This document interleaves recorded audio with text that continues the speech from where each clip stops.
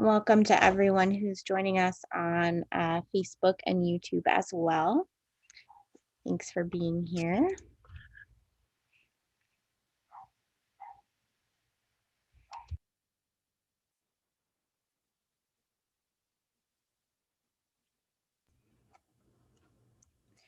So my name is Geneva Blackmore. I'm the program director for the Interfaith Center.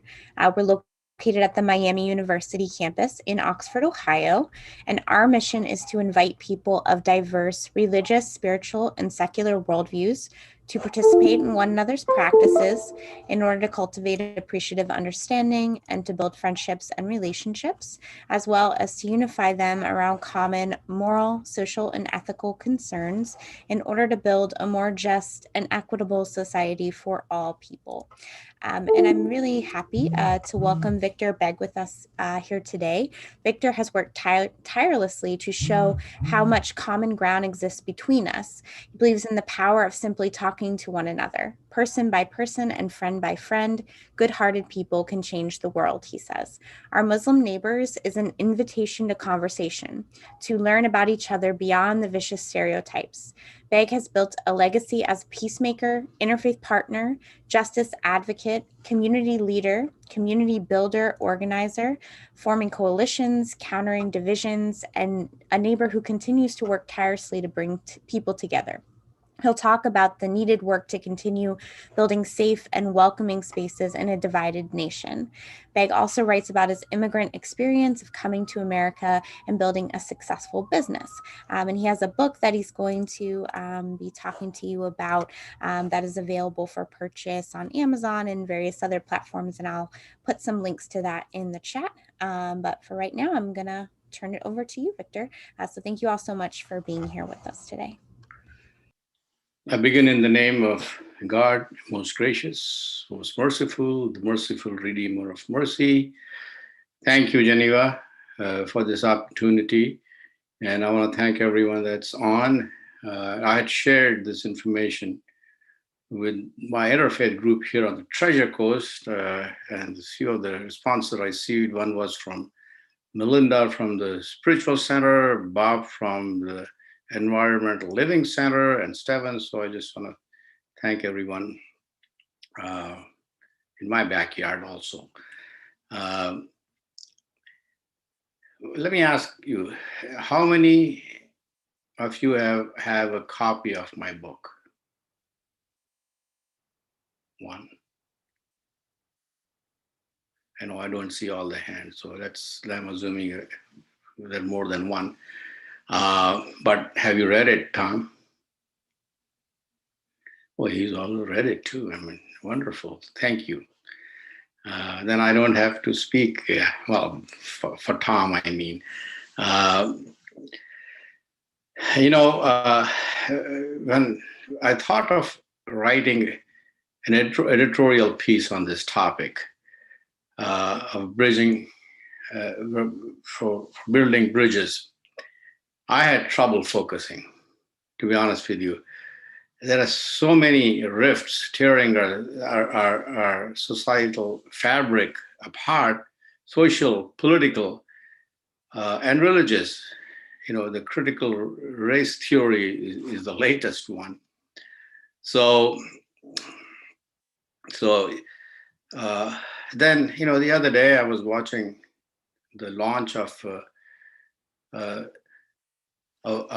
Richard Branson in space. And then when he returned, he made a comment. He said there were no national boundaries he saw from space. So that's a wonderful picture of our Earth. That's how God created our planet, and that's a nice thought. But it didn't take long to land back to Earth. The fact is, we have national borders, some resulting from colonialism, the others from tribalism. India, where I was born, was one country before the partition. Middle East wasn't so divided.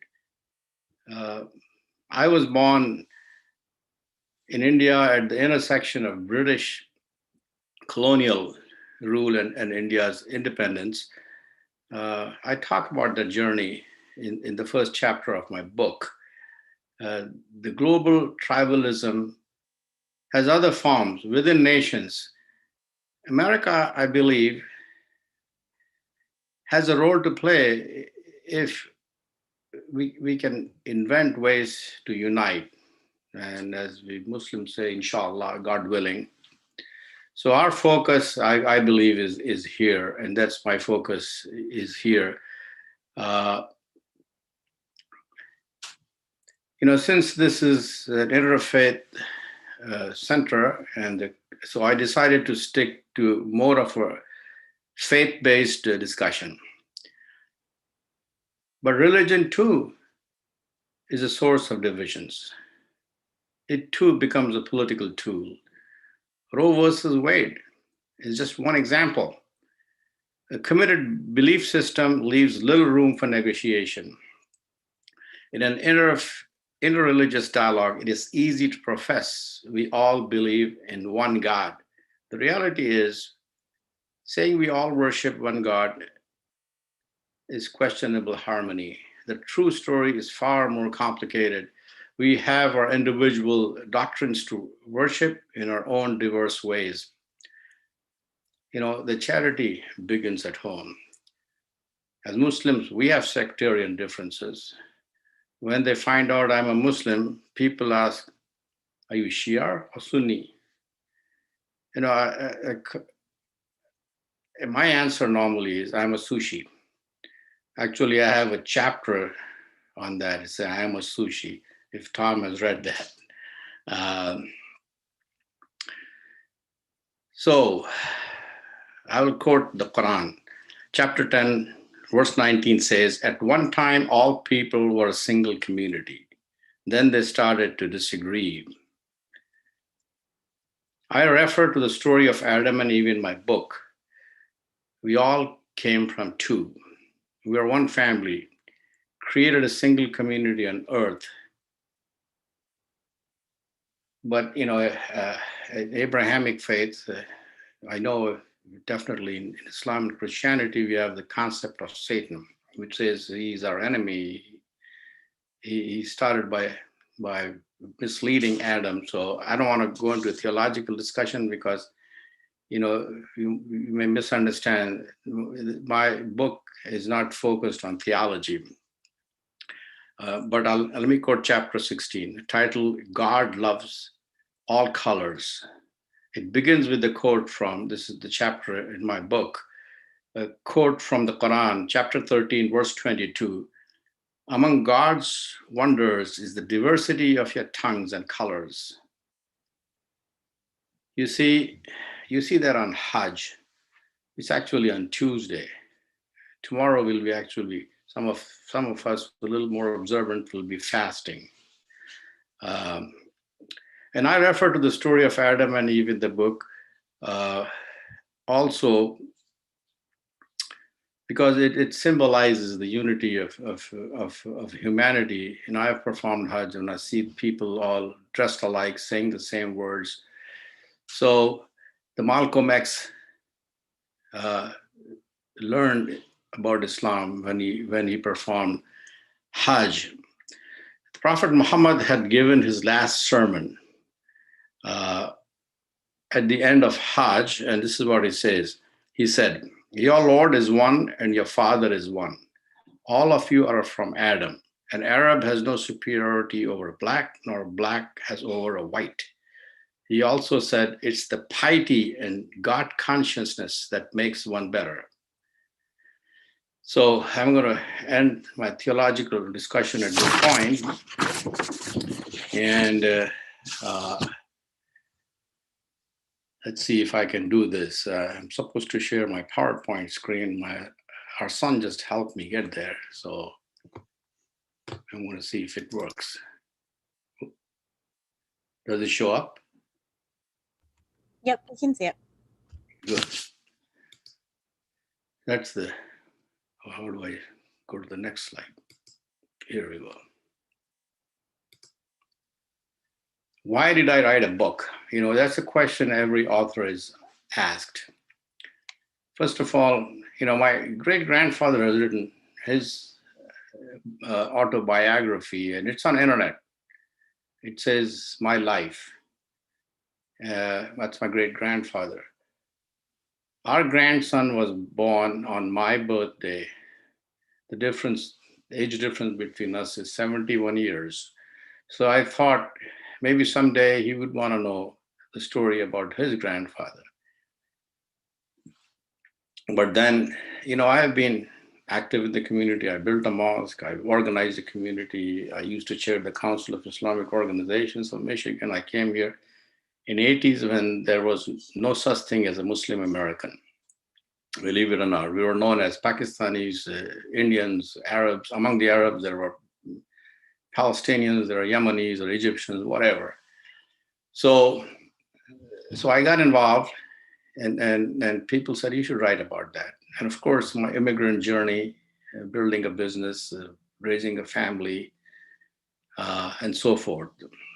But most importantly, I wrote it for my neighbors, and I'll tell you a little bit more about it. Love thy neighbor. See, if you're looking for something to unite us, I think this is a good beginning. This is how my book starts. So you see all the quotes. Jesus said, "Love thy neighbor as yourself." The Prophet Muhammad. The story is the angel Gabriel kept on recommending that I treat the neighbors in a kind and polite manner, so much so that I thought that he would order me to make them my heirs. So that's, I've talked about the problems, but that's my solution.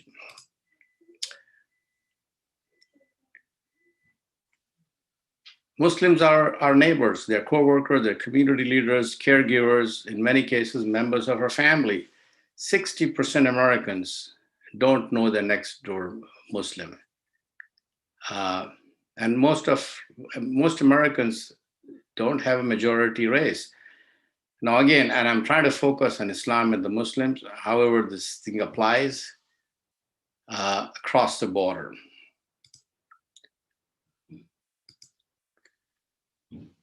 And how do you cross those borders? You got to cross the minefields. First question is, do you know your neighbor?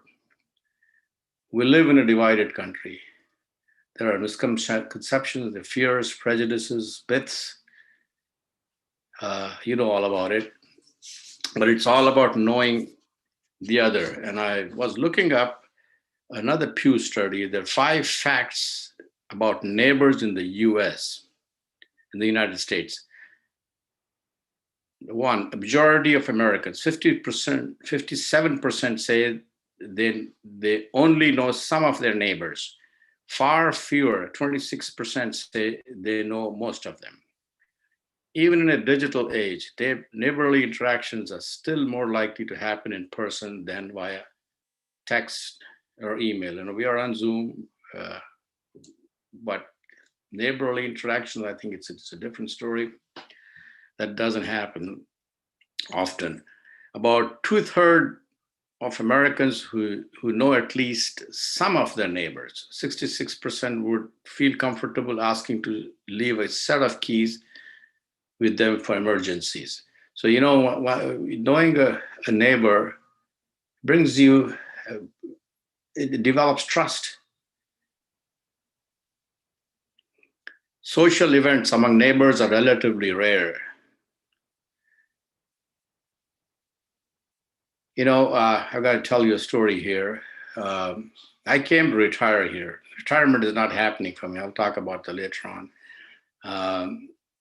We used to be snowbirds. We traveled all around Florida, but we settled down on Treasure Coast. It's a very conservative area. And we moved here in 2015. It was politically charged when we heard Islam hates us and stuff like that. And you can label our building where I'm in as a Trump building. It doesn't have a Trump name on it, but most of them are Trump supporters.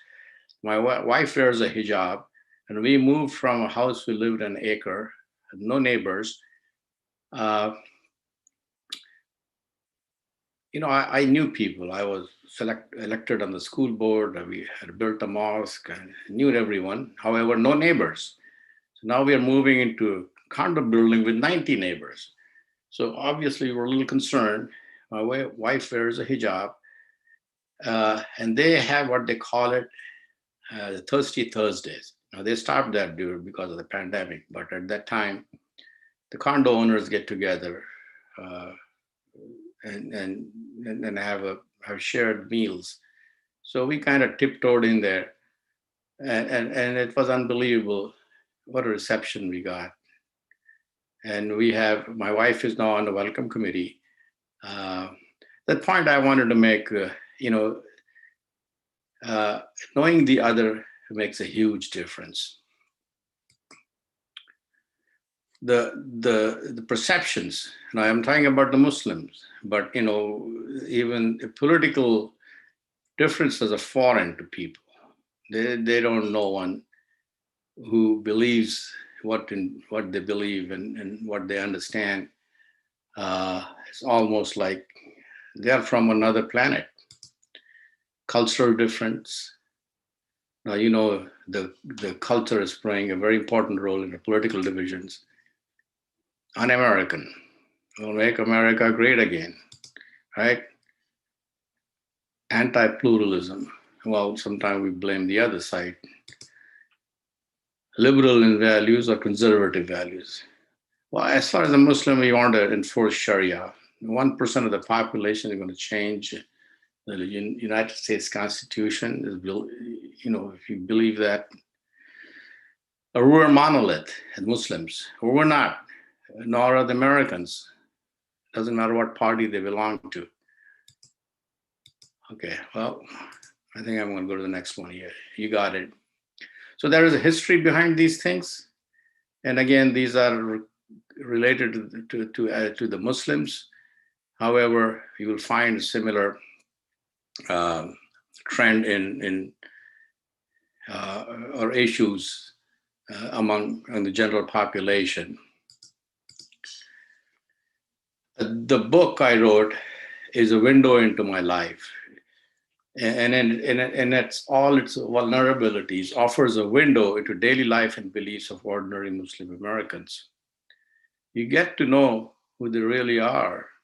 As an accidental activist, you read about the experiences of a vulnerable minority, a true blue story about ultimately achieving the American dream after much hard work and many ups and downs. Yet, I'm going to have to talk about my book as it's an exciting book.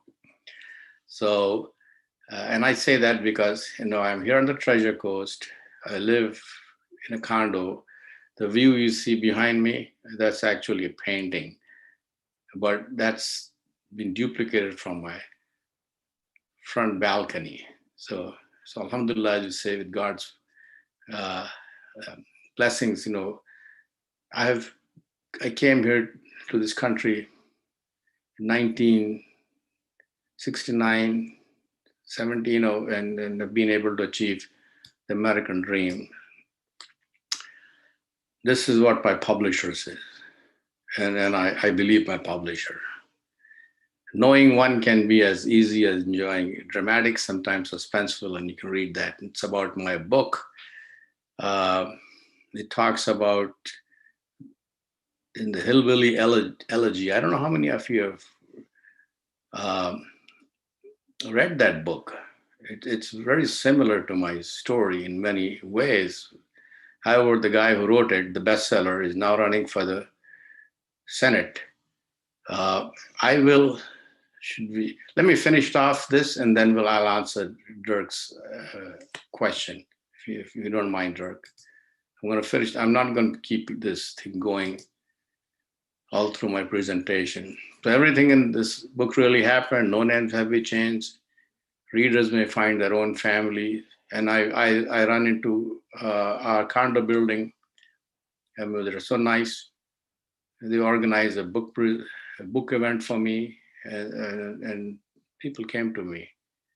They said, your story is so similar to my family story.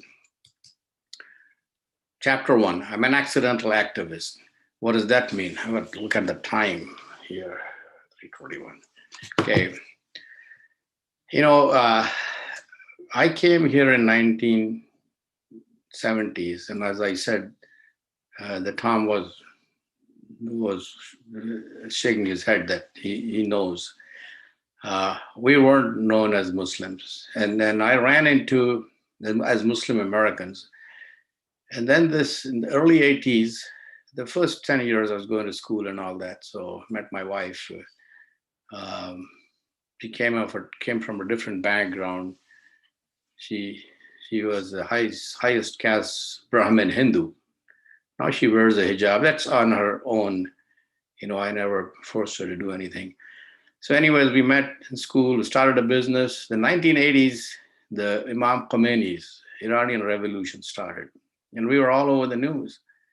I was a secular Muslim, not into religion. However, when I was hearing this news, the nightly news, if you remember, day 1, day 2, it kind of worked on my nerves. So I used to call up the radio stations, and they welcomed me because I never heard from a Muslim before. Then I'm a writer. I wrote an op-ed piece from Detroit News and Free Press. And I used to do business with them. I was a retail furniture business, and they appreciated my business. Even they paid for my trip to Aruba one time with my wife. So I said, I have clout. However, they refused to print it.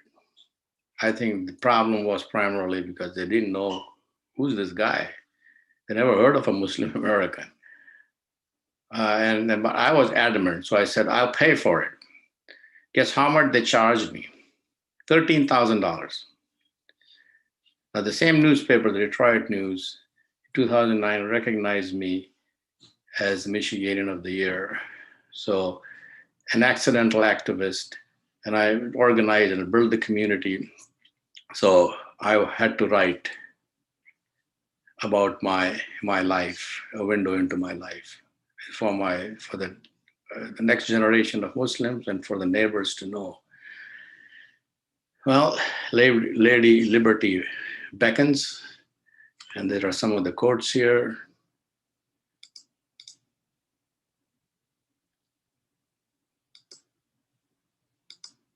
Chapter 11, we must do more than pray. That's for our interfaith discussion. After 9/11, they organized a prayer service, and we had a meeting before that. I raised my hand. I said, we need to do more than pray. Some of the people are putting my arm down, especially among the Muslims. But there was a Baptist pastor and there's a Presbyterian. They all came to me and said, well, we like what you said.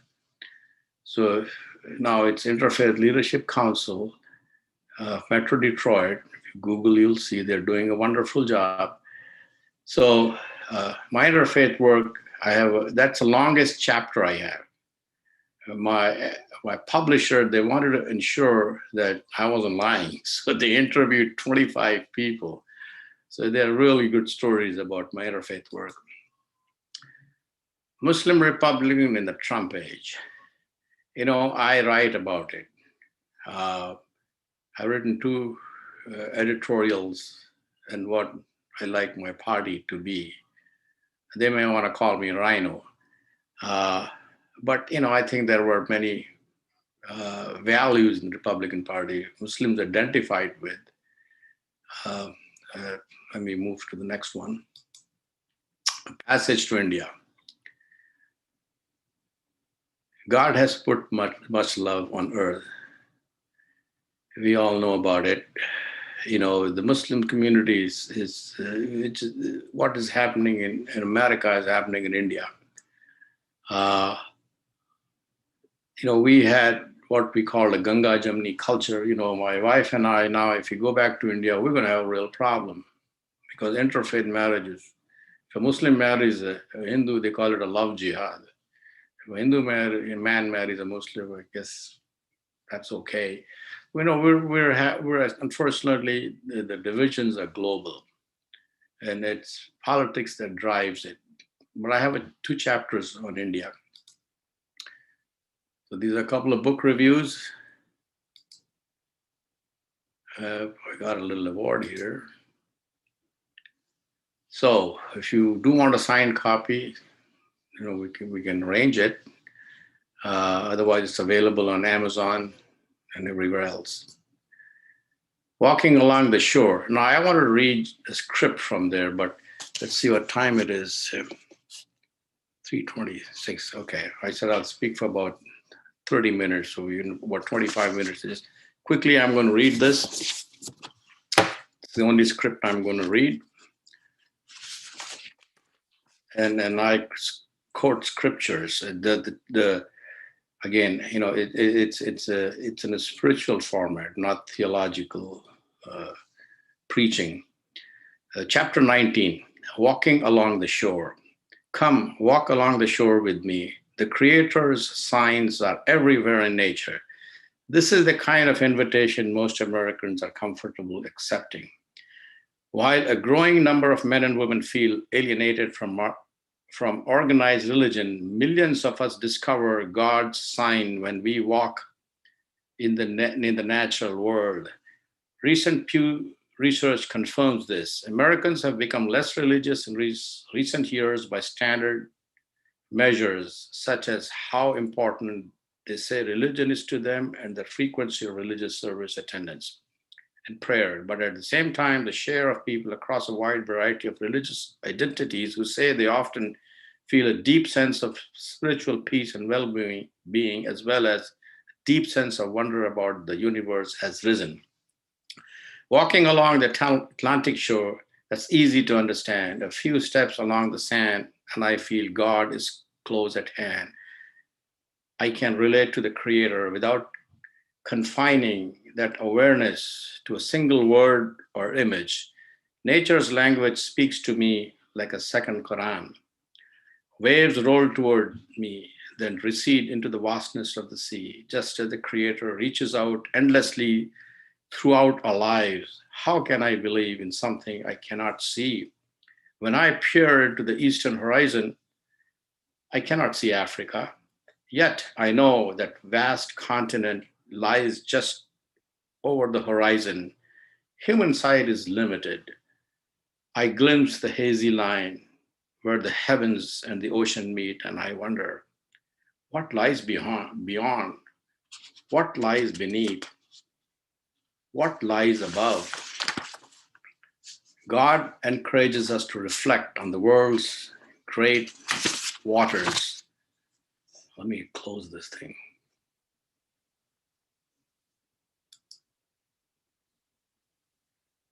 Okay. God encourages us to reflect on the world's great waters. The Quran 21:30 says, "We made from water every living thing. Will they not then believe?" In 45:3, the Quran says, "In the heavens and the earth, there is evidence for the believers." Come walk along the shore with me. If you are unfamiliar with the Quran, then you may recall these passages from the Bible. In the beginning, when God created the heavens and the earth was formless, void, and darkness covered the face of the deep, while a wind from God swept over the face of the waters. Those are the opening words of Genesis. The Psalms sing of the power of nature to remind us of God. Psalm 90 begins, "Lord, you have been our dwelling place in all generations, before the mountains were brought forth, or ever you had formed the earth and the world. From everlasting to everlasting, you are God." These are words Muslims can join Jews and Christians in affirming. So come walk along the shore with me. I'm closing my memoir in this way because my faith calls me to extend such a hospitable invitation to others to understand all that unites us in God's world. I am turning to poetic lines here because my Indian roots continually call me back towards poetry. My ancestor, Ghalib, by the way, that's my name. Victor is the translation. Ghalib, the poet born Mirza Asadullah Beg Khan, actually I was named after him, eloquently called his readers to the deepest spiritual embrace of God. To this day, the Sufi poets continue to stir my heart. They wrote ghazals or odes that contemplated human love and loss and sought comfort in the immense beauty of God's love and creation. I hold dear my copy of Ghalib's poem in the original Urdu. Sufi Qawwali, a form of beautifully chanted devotional poetry, stretches back more than 700 years and still moves me to tears. Every day, millions of Americans say, I'm spiritual, not religious. They're seeking deeper truths. The centuries old Sufi tradition sings hauntingly of that quest, describing a universal yearning to reach those deeper truths. That's why I'm surprised when people tell me, Victor, you're a moderate Muslim. I say, no, I'm not. I'm a Muslim. I'm an observant Muslim, like most American Muslims.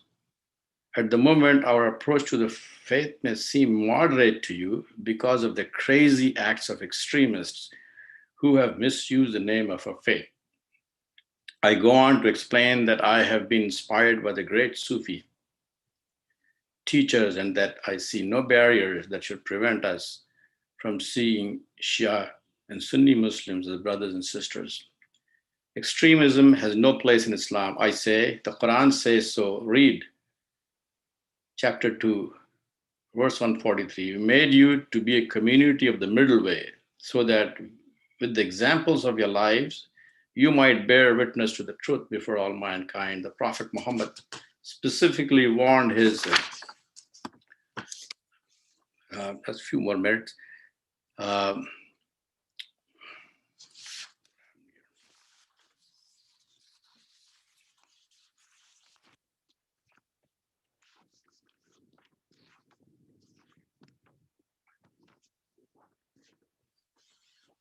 Specifically warned his followers about the dangers of extremism. Never be extreme regarding religion. Many nations have been destroyed before you only because of extremism in religion. So come walk along the shore with me. Watch the footprints we are making in the sand just beyond the reach of the waves. Occasionally, a stronger wave touches our feet. Look back. The waves have wiped away all the footprints we just thought we left behind. As we walk, pay attention to the sound, smell, and the salty taste of the breeze off the ocean. Let's rest a moment and watch the birds darting high and above the water, above the waves. My knees need rest. See, I got two new knees here. So I prefer to sit for a time on the sand and play my Native American flute. You know, as I said, everything is true in the book. So here is my flute.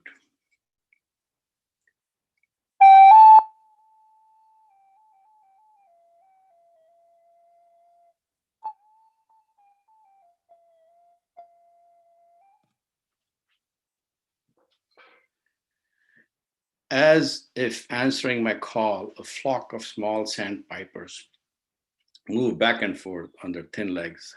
So I say again, come walk along the shore with me. Ghalib would understand what I am writing here. He wanted us to truly embrace the wonders and grandeurs of God's creation. In one of his longer poems, Ghalib described a debate with an angry zealot who complained about all the injustices and evils that exist in the world. This zealot was so fed up that he prayed that God would destroy this world and everyone in it. It was a terrorist's prayer. Ghalib answered with a resounding no. That idea is sacrilege. God loves the world. God hopes that we, as the residents of this wondrous planet, will love and care for God's creation, not call for its destruction. Ghalib writes, the architect is fond of this edifice, because of which there is color in life. The architect would not like it to perish and fall. Ghalib understood what I described as two Qurans. The scripture we read in the natural world, God has given us where we can see God so clearly. If only we take the time to walk, see, listen, and taste this beautiful world. I wish I had taken the advice of my grandfather when I spent time with him many years ago. He kept telling me, reading the Quran without understanding its meaning is like reading it in a state of drunkenness. Had I heeded the voice, I might have found the spirit of my faith sooner. Thank you for walking along these shores with me. I pray that I have sought understanding in the path I have walked in this life. I pray that my story has opened your eyes a little wider as you move along your pathway. And as my grandfather would tell me, I pray that as this story comes to an end, you depart with greater understanding. Thank you. I hope it wasn't too long. Oh, there was a hands up, Dick. Hi, Dick, you got a question. Ask me easy ones, please. I think you have to unmute. You're still on mute. This is not wine, it's just pomegranate juice. Just want to let you know. Dirk, do you have a question? I'm sorry, no, I didn't have a question. Oh, your hand is up. Okay. Hand was up. We'll just lower that. All right. Does anyone else have a question? Let me see. Did I exceeded my time? Oh, maybe about a couple minutes. Victor, it's Howard Brown. Shahina, it's so nice to see your faces. Hey, Howard! I should have recognized if I knew you were going to be on. Oh, I've been just, I just lit up my video. I just want to tell you that, for those who are on, I live this book. So Victor and Shane have been mentors of mine growing up here in the interfaith world of Michigan. People like your governor. And I will tell you that the hardest part, Victor, because the work is a marathon, not a sprint. We're heading into the Olympics. So it always goes on and we go through ups and downs. And I will tell you that the hardest separation, Victor, hasn't changed. When things go bad in the Middle East, they seem to have reverberations here locally. And we're at one of those low points right now locally because of what's happening, what we can't control in the Middle East, and especially between the Palestinians and Israelis and Hamas.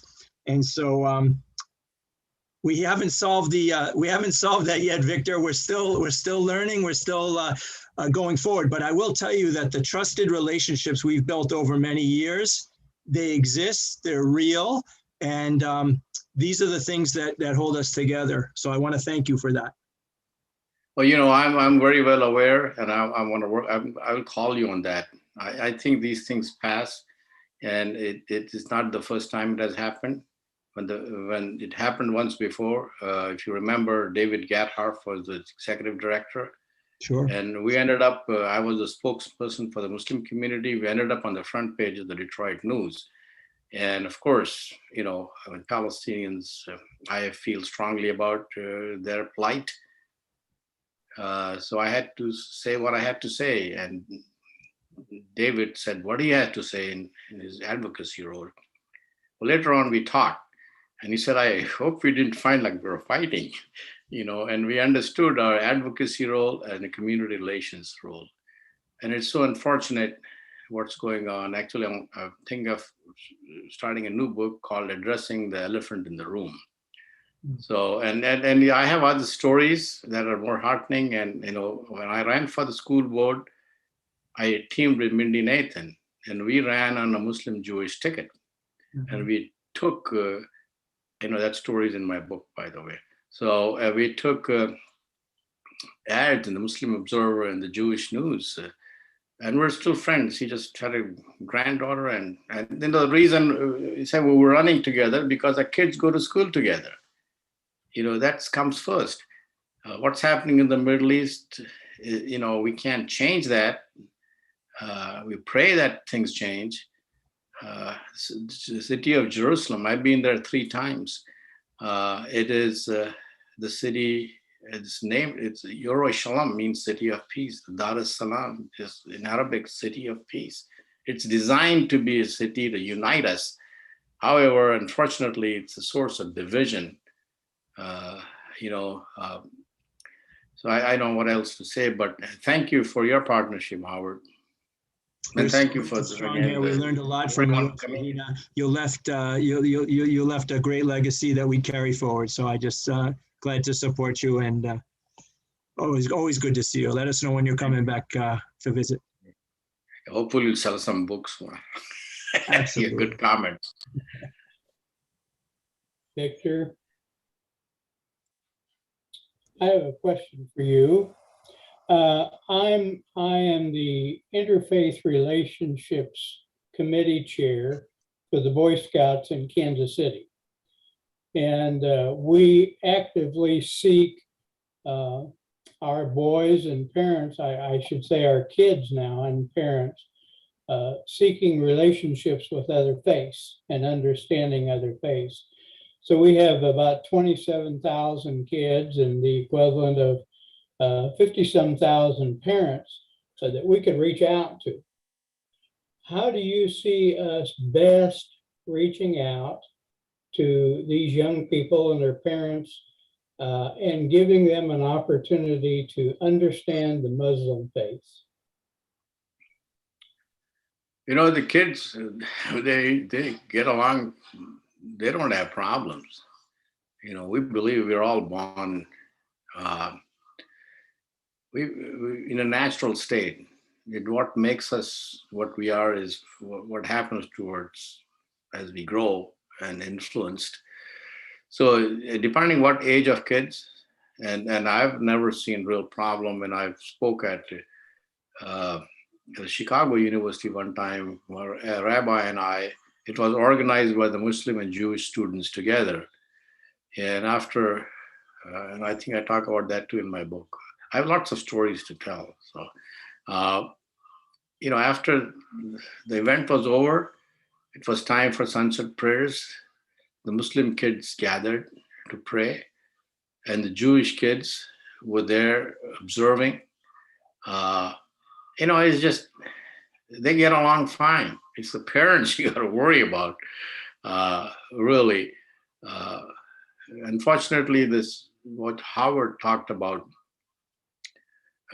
wasn't, you know, this time, because of social media and everything, when you see all those images, the bombs in Masjid al-Aqsa, and you hear about and all that stuff. So lots of young people riled up in Bloomfield Hills in Michigan. And they say, we don't want to have a dialogue with the Jewish community. Our Imam, Howard knows, Imam al-Masmari, and he's very popular with young people, and he's young himself. He invited them all. 100 of them showed up, and he said, that's not the tradition for a prophet. He worked with them in Medina. Well, sure, we're going to have differences, but you can't stop talking. And we also did a survey of the Jewish Muslim community. I know, again, I don't want to go on a tangent, but, you know, the parents are the one. We have a program in Detroit. They call it Journeys, and it's run by Interfaith Leadership Council. It's one of the things that, you know, I had initiated. I don't take the credit for it when I was in the school board. So we had gathered our school superintendents of 5 different school districts. I don't know if you know that, Howard. And they suggested the best way to bring them together is to have a program that takes the kids around the different places of worship. So that's one program. You know, there are programs you got to think of. That wouldn't be the only program, but we have Interfaith Leadership Council. We had Muslim Jewish doctors do free screening. That became news. And around Christmas time, we have what we call a Mitzvah Day. We joined a Jewish community in serving the Christian community, actually, because you guys have your holiday, and, you know, instead of Jewish community going to a Chinese restaurant or Muslims going to a camp, you know, we said we'll go out and do some good work. So I don't know if that answers that questions, but I mean, this is going on around the country, believe me. It's turned into cottage industry.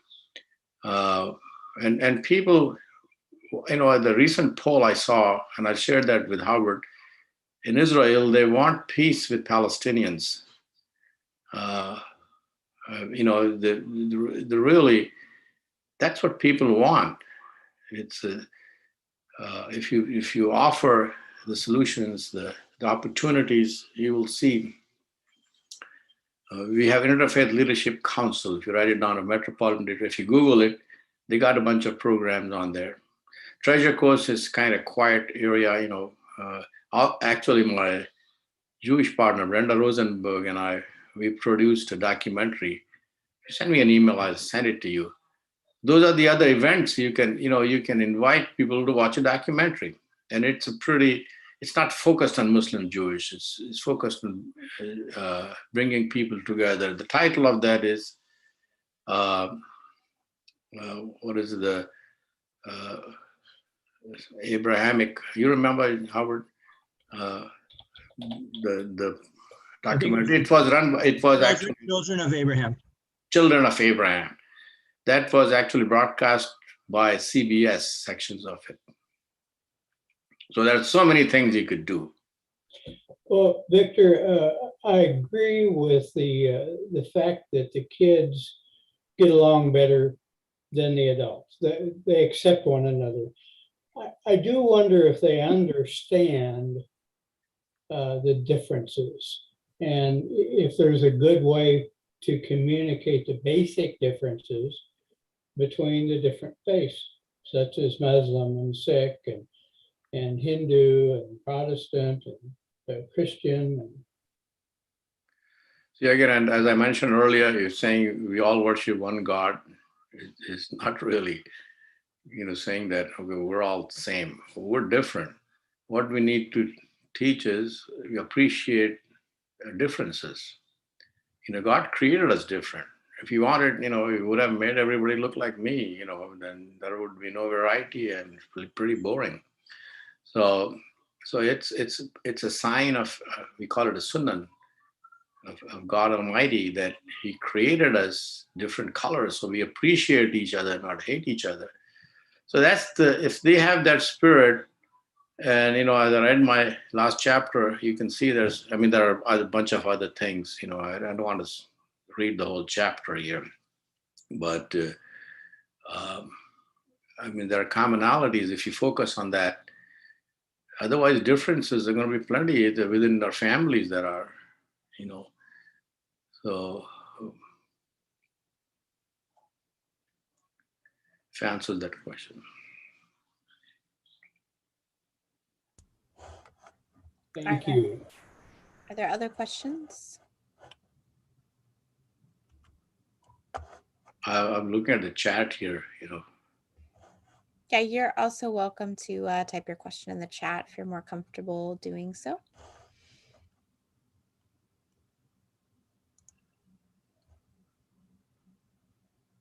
Somebody talked about Ghalib.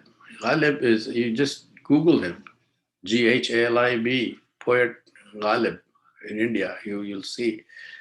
The Google actually, in his Centennial celebration, had dedicated a page. He was a poet, philosopher.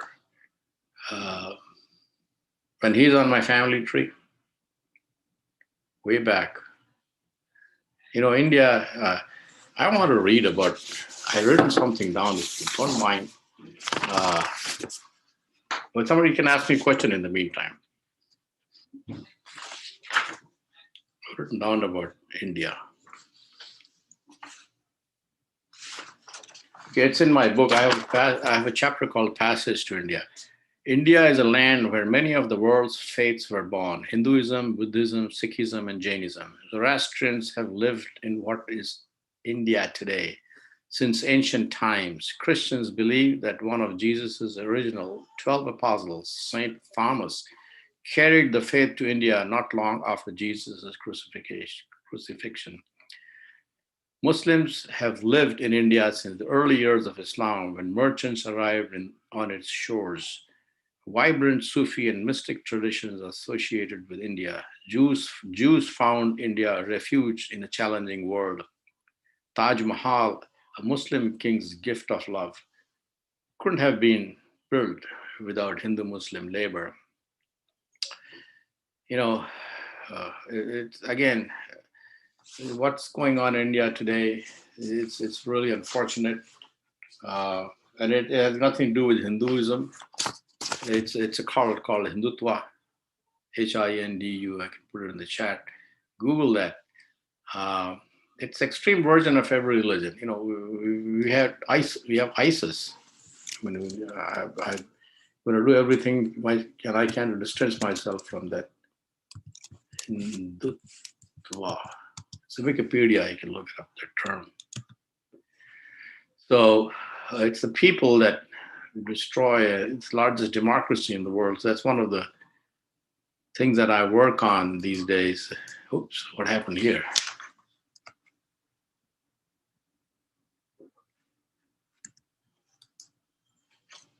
Am I still on? Okay. Yeah, we can still see you.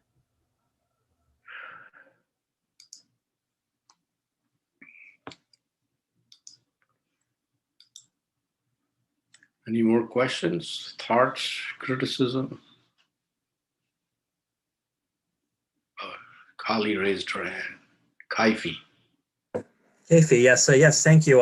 You know, I also grew up in Michigan, so I was very glad to hear about that. And I was born in Bangladesh, so I know about some of the issues in India and Bangladesh in terms of, you know, like communal conflict between different groups of people, or like how sometimes when groups become more conservative, they may be less tolerant. So the topic about Hindutva made me think of a topic I was thinking about during the talk, which is that tolerance is so important, and intolerance kind of can occur from all sides, really. I have, you know, relatives who are Christians, Muslims, very diverse atheists and things like that. And in my family, my extended family, everyone gets along well and everything. But like, I hear stories sometimes, you know, from maybe friends in Malaysia or elsewhere, Malaysia, Pakistan, elsewhere. Sometimes, you know, in Muslim communities, sometimes a preacher may teach that they may tell the kids, don't, you know, associate so much with, you know, those who aren't Muslim or something, just be friends with your own group. Or sometimes it's that, you know, those guys who aren't Muslims, or those, if they're not Christian, if a Christian is saying this,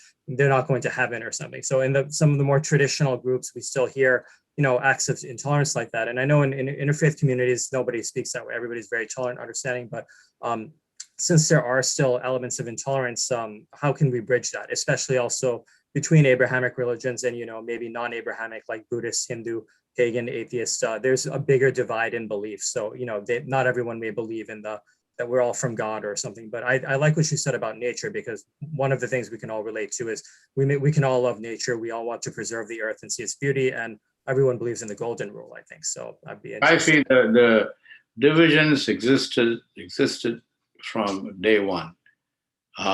So they're not just going to disappear. So bridging the divide, I mean, if, you know, get to know your neighbors, one thing, but it's also exploited, the divisions. That's a big problem. And unfortunately, the social media today, it doesn't help. People are living in echo chambers. And especially when the power and the wealth plays a role. So it's good people. You know, I write about in my book, person to person can change hearts. So I mean, we do have to recognize where there is evil, and there is situations where, you know, if it's ideology, if there is an ISIS ideology, or there is a Hindutva ideology, or there's a Nazi ideology. Well, I mean, but you know, they are again always a minority. They're always a minority. However, they have the loudest voices. So raise your voice louder than them. That's you know, if we all have. All of us can bring change. It didn't take too many people. Mahatma Gandhi, you know, one person. MLK. I mean, there are people who rise in our faith. Prophet Muhammad, when he came at a time, if you read his history, Jesus and Moses had to go. So, but today, we can't wait for a Messiah to show up. We all have to do our part. And having places like the Interfaith Center, and I must give credit to Geneva, all the good work she's doing. God bless you, Geneva, and all the members of this group. We got to keep expanding, and then I see that's happening. I think I see a next generation is fed up.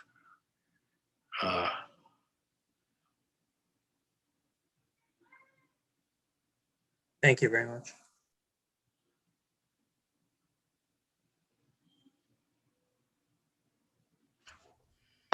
We are closely approaching the hour now. Were there any final questions or comments from anyone before we wrap up?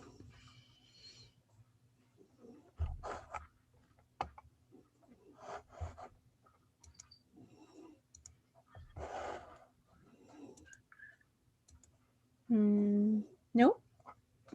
Well, Victor, is there any closing words you'd like to leave everyone with? I have put a link to purchase Victor's book in the chat, and I'll share that one more time. Encourage all of you to do that. And so anything you'd like to leave the audience with, Victor? Well, I mean, I want to thank everyone, and thank especially those who asked questions. Howard, thank you for promoting my book. I wrote this book because it took me 3 years to write, and I wanted to sum up the stories and I have plenty of them. And I just talked about running for the school board with my Jewish partner. Not necessarily we always going to agree on everything, but we agreed on our future of our kids.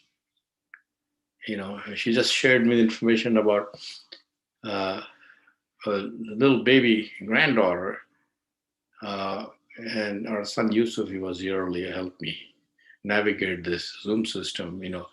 He's here with, they have a 4-month-old baby. So it's kind of born around the same time. So you see, the bond kind of stayed even after the conflict in the Middle East.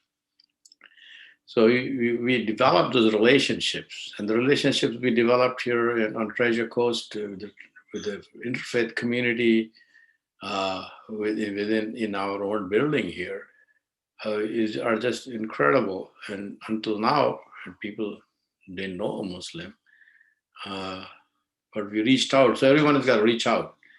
So that's all, I have to say, other than thank you for your time and arranging this. God bless you. Thank you so much, Victor. Thank you for being here with us today. And I hope that you will all look into his book. Thank you all for being here and for asking questions. So enjoy the rest of your day. Bye, everyone. After you read my book, please make sure you put a review on. I think Howard has done that. So who else was here who read my book? Please, add a little review. I want to know what you think, what you thought of. So order it on Amazon and then go back and review it. Right. And so far, it's got 5 stars, and you can review that any way you want. But I just want to tell you that. 51 reviews. Subtle hint there. Okay. Well, thank you, Victor. Thank you, everyone, for joining us. Have a good day. You too.